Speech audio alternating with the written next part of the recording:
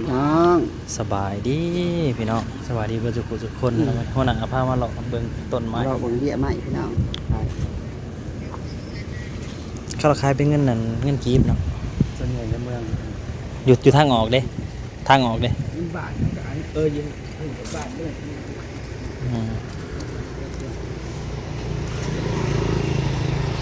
เราบอกต้นไม้พี่น้องหยกไปตั้งรถเนาะต้นยังคือนะบ่ต้นมงคลบ่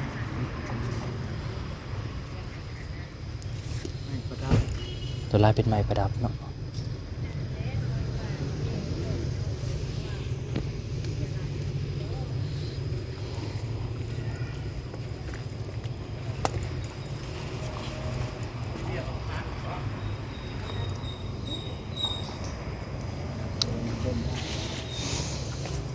เป็น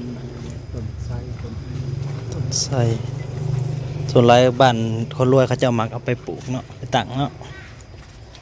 ต้นยังไงเนี่ยนะ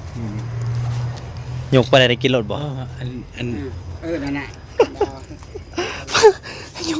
หยกไปได้กินเลยป๊อดเขาปลูกแล้วเขาปลูกกระทั่งไงใส่ทอ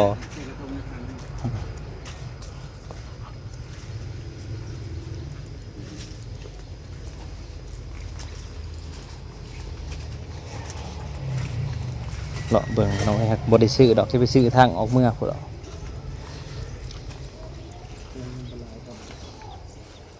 ต้นม่วงกับต้นยาวต้นเข็มต้นยาวร้านนั่นนี่ก็ใหญ่ไว้บ่มันเป็นหมากไว้บ่ต้นใหญ่ทำนี่นะเป็นเอาไปปลูกปีหน้าเป็นรถ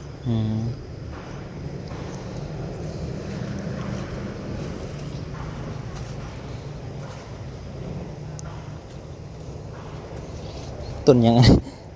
ต้นไม้ประดับต้นไม้ประดับแพงเป็นลาก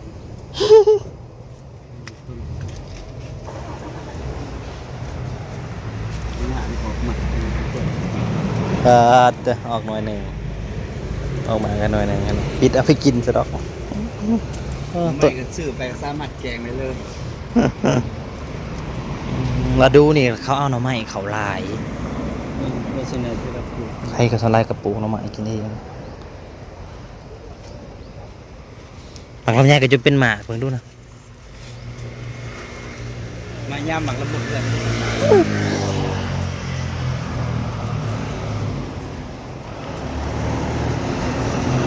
ใช่ไปต้นกระทันกันนะ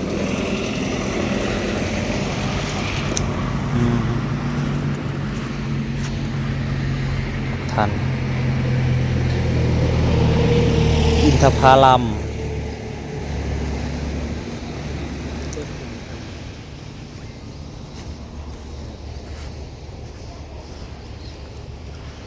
ซัมนี่นัดเบียร์ทะเลนอมอกเผาเนี่ยเพราะอันนั้นด้วยมันใหญ่เติบเลยซัมนี่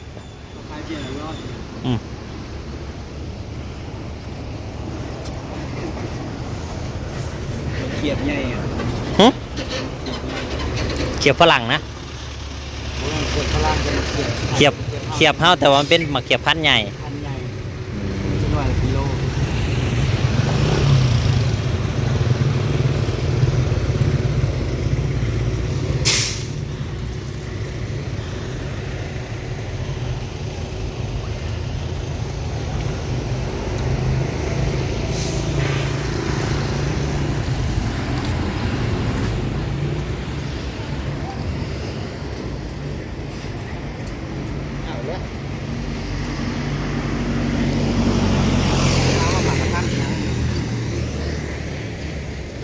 แม่ข้าคือโบเห็นมาหาแนะนำ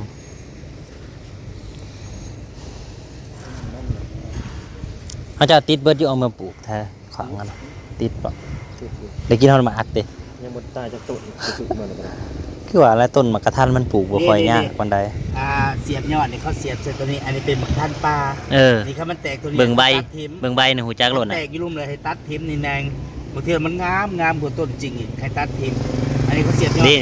พาเสียบยอดบ่นี้เลยนี่ให้เป็นพงยี่ลุ่มแล้วตัดทิม มันเป็นพันธุ์ปลาเขาหับพันธุ์ปลา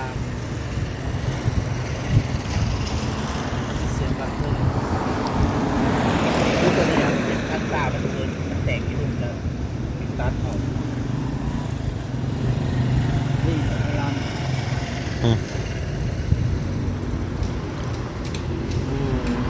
ต้นมะขามป้อมต้นบักใหญ่ๆอ่ะ ไม่ต้องมาปลูกเนาะน้ำเนาะมันต้นใหญ่อันนี้มันสามารถปลูกมันมองแรกๆเลยที่เป็นหมากเลย ทนเนาะ มันดูแลง่ายกว่าพวกต้นอย่างอื่นอีก ผัดแพงได้ราคามันเขาชื่อกันทางฝั่งไทยนะมันคัดเกรดได้นะมาครับ เพราะกันเขาอันส่วนใหญ่นะการปลูกจากเม็ดนะบ่แพงการปลูกจากเยื่อแค่ต้นละ3,000แบบไร ถ้าปลูกจากต้นเยื่อแล้วมันจะเป็นตัวแม่เบิดออกหมากเบิด อันนี้ยังมีความเสี่ยงอยู่ มีเสี่ยงก็คือปลูก เสียงยังเป็นตัวผู ต้องผูกกับข้าวซื่อๆผมยัง เพราะว่าเขาปลูกจากเม็ดมันเองมันบ่ได้เกรด อันเนี้ยใบหมากยังนี่คือใบหมากยังเนี่ย อันนี้มัน กระต้องกระท่องทอด บ้านเฮากันมักตอก ต้นมอน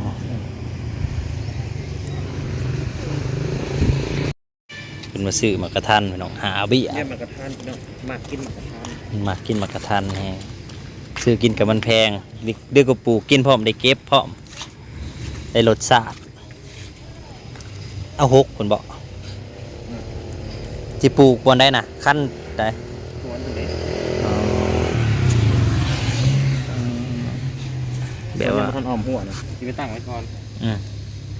เอาหัวแล้วจะเอาสิเอาลงบ่ปลูกเป็นแถวเนาะมันจะงาม เป็นแถว อันนี้สิเป็นมะกระทันป่าบ้านเฮาเขาจิตเจ้าเสียบขึ้นมาได้พี่น้องเนี่ย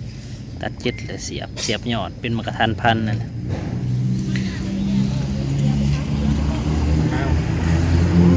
ได้เบี้ย หึ ได้เบี้ยยังไง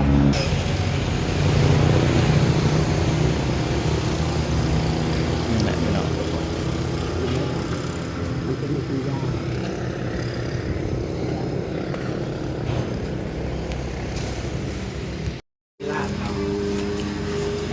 มาพอมาห่านที่2พี่น้องเอ้ยสิมาซื้อห่านนี่แหละหาเบื้องต้นฮะ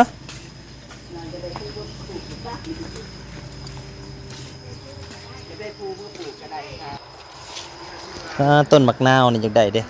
บ่ได้บ่คู่ปลูก บ่เลยอันไหนมักนาวมักมีอีกก็งามมาลีเนาะ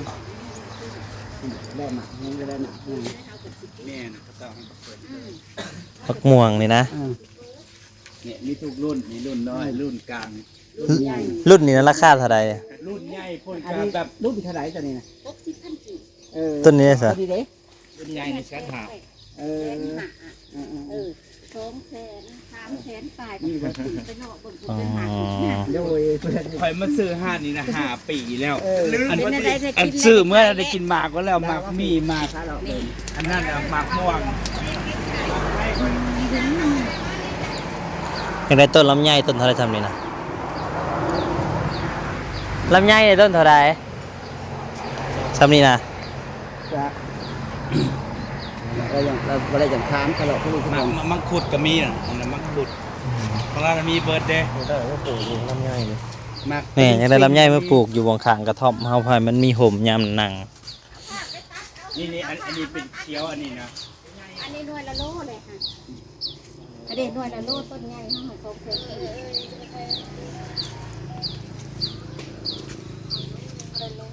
มีแล้วก็ซื้อมาจากต้นเยอะหลายต้น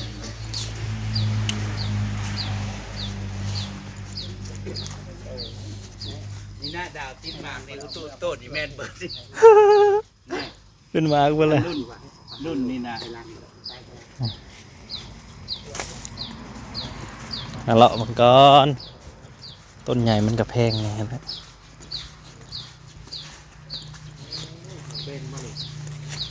มักเบนใหญ่ติ นี่นะลำไยของเราเป็นหมากนี่ มักเบนใหญ่มักเบน มักเบนบ่มีน้ำเนาะ แม่มันเป็นพัดมันเป็นใหญ่ เออ เขาขายอยู่เมืองไทย เอาคอยหากระสิโหรุ่นนี้บ่มีน้ำแม่มักเบนแม่นเบนป้าเลยเบนป้ามีน้ำเบนอันนี้บ่มีน้ำ นี่หน้านี่เห็นยังนี่ คือกันกับอัน โง่นี่เนาะ มะขามป้อมเฮากับมะขามป้อมใหญ่มะขามป้อมน้อยเนาะบ้านเฮา เดี๋ยวมะม่วงครับ แนวค่ะมีจะเบิ่งแน่อันนี้นั่นคันแม่นย่ำ กินยังได้ ตอนพ้นน่ะมันหล่นได้ค่ะคันสั่นงาฮะ กินดิบก็ได้ กินสมกินดิบนี่แหละดิบเขาจะปาดขายอยู่รักษามันเป็นพันตัวนี้แหละ ก็จะไปใส่ถุงยาไข่นะนี่ดาวหน่วยใหญ่ตัวนี้ดาวนี่ที่ดาว หน่วยละโลอันนี้น่ะ นี่เนี่ย ที่เอาหมกม่วงโลนำ หน่วยละโลอ่านเบิ่งในแก้วขมิ้นคัน ปกติเนี่ยเรามาขึ้นแล้วที่ต้นที่จะมาขึ้นที่แล้วดิมันสุกแล้วมาขึ้นเอา เอามาขอมาซิมไม่ได้ซะขอมาซิมไม่ได้ซะ เด็กๆขายให้เขาในมือเขาสั่งท่านสวรรค์เขาสั่ง ก็เป็นแล้ว เขาสั่ง10 โล อยากได้ต้นนกพร้าวนะบ่อยากได้ต้นใหญ่ไม่ได้ต้นที่มันมีหมาก ว่ายังว่าต้นละ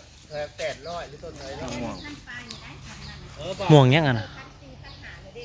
ตัวมันซื้อปีละเทื่อ แน่นปีนั้นน่ะเขาขาย800 ปีที่แล้วนี่ ต้นผักกระโดน ปีละเทื่อ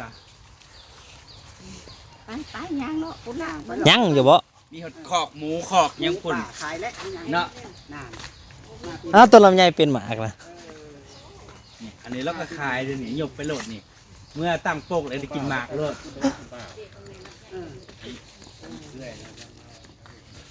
ดาว หึ เนี่ยตุ๊กเป็นใครจะได้ลำไยเอาตุ๊กเป็นหมาแล้วดิเนี่ยอะไรก็กิน ลูกมาเปิดเทอมแล้วว่า ปอด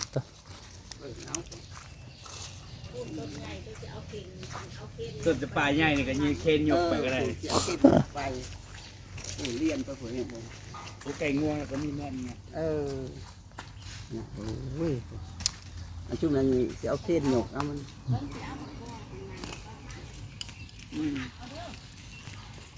ทุกหมูเนาะนี่ไม่ประดับเขามันมีนกมีหมูป่ามีนกเคือนกอย่างนกแก่ๆหางบาดนั่นเองหางคือหางนกยุงมีได้อันนี้ฝนตกบนนี้ ทุกตอนหาไปนั่นน่ะ อ๋อตอนเข้ามา ตอนเขาชื่อที่ไก่แต่มันตกนั่นน่ะ แต่ว่าอันนี้มันไหน ม่วงมันบ่ มัน เดี๋ยวสวย ว้าวมานี่เลยนะพี่สาวมาหาเลยนี่เมินอีกแหละ จำบ่ได้ดิวะอันปีที่แล้วมาแล้วไปปีกม่วงให้ มันบ่มีเขียวเสวย มันบ่ได้สมนะบ่ได้สมจักดิ อยากได้เขียวเสวยนำนี่ไปปลูก อันมะม่วงเขาเห็ดคนนี้มันเบิดคือมะม่วงใหญ่กับครับมันแก่แล้วก็มัน อืม วนคนก้อนมาตัวนี้มัน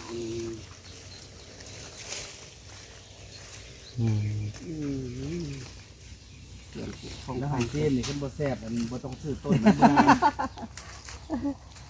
ต้นยังนี่ต้นดูว่าสิเอาไปเบิดนะ จากกุกปีชาละกุกปีชัง ต้นดูฮะแหละ เอา ต้นดูหรือต้นโยง ไม่ใช่ นี่นะ ไม่ล้อมเขาเจ้า กุกดู ไม่ล้อมเขาเจ้าแล้วเขาเจ้าอันนี้หังก็เอาลงเลยหังก็เอาลง น้อง อันนี้นะฮะหรือว่าปลูกนี่นะ ขาย ขาย รอบถึงขายเลย รอบนะคันคนซื้อแล้วก็โยก ต้นเท่าไรเท่านี้ ตัวนี้บ่ตกอยู่2 ล้านไป โอ้ เขามาแทนมันก็บ่ได้ แปลว่าเขาเจ้าโยกแป้น บ่ต้องเสียเวลา เขาเฮือนใหญ่ กันเขาขาย3 ล้านไป4 ล้านเลยดิ แปลว่าเขาเจ้าปลูกเฮือนใหม่แล้วเขาเจ้าจะได้อันอยู่หน้าบ้านหรือหยัง ส่ว เนาะ ใญ่เนี่ยพวกนั้นเขาสิบ่ปลูกต้นน้อย แม่น ปลูกเป็นต้นกับพวกสถานที่ร้านอาหารท่องเที่ยวไง ต้นกระโดนนี่ก็มีคนสิเอาเนาะ เอาไม่แล้วนี่บริเวณบ่ใหญ่ๆนะล้อมพวกร้านอาหารพวกคาเฟ่เนี่ยนี่ อืม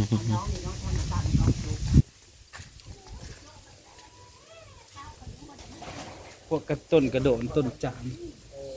ได้ขายเบิดเนาะ สรุปเราบริเวณต้นไม้มาส้มชวนเรา เรื่องนั้นจะแม่นบ่ดินต่างเลยไง ปลาหลายบ่เนี่ยซ้ เขาขึ้นมือก่อนนะ15 โลตัวเดียว ำปอด 15 โลจัก ก็บอกว่ามันกับมึงน้องกับช่องคน ใหญ่แห้ง ปลายนะไม่ ป บ่ ลาทำมัน ขามันอ๋อต้นพร้าวนะออกจากนี่บ่ไปลงไว้หันเขาจะขยายออกไปแล้วก็ จะรอบเด้ต้นไม้รอบ ต้นไม้รอบเจ้าห้องต้นไม้รอบเลย มะม่วงเขาก็ให้รอบ พวกที่ว่านะเขาสิบ่เสียเวลาซื้อต้นน้อยเขาจะต้นจำเห็นบ่ต้นใหญ่เขาอยู่ไปที่เราปลูกแล้วคนไปสั่งแล้วก็ล้อมเอาไป จึงได้ต้นหยังละเฮ็ดให้ได้เบิดบ่ ได้เบิร์ดนะอาจจะมีแผนในเล่นนี่มีจักไว้เลย พวกอะไรเขาสิเอาไปต้นใหญ่ นี่นะพี่น้องเลาะส้มไว้พอกันไหมคลิปหน้าเอาเบิ่งว่าจะได้ต้นใหม่ยังเมื่อปลูก มีดาวเอาต้นนี้ปลูกปีนาเป็นหมากว่า ช่วงนี้มันเบี้ยกระโดนบ่ บ่แม่น นี่ไร เบี้ยกระโดดน้ำเนาะ ก แม่ ระ น โด ละ นหน้า นี่แม่ม่วงทุกคู่โหลอยู่ เนาะมันทุก หมูมัน ม่วงมันบ่ เนี่ย2 หน่วย 3 หน่วย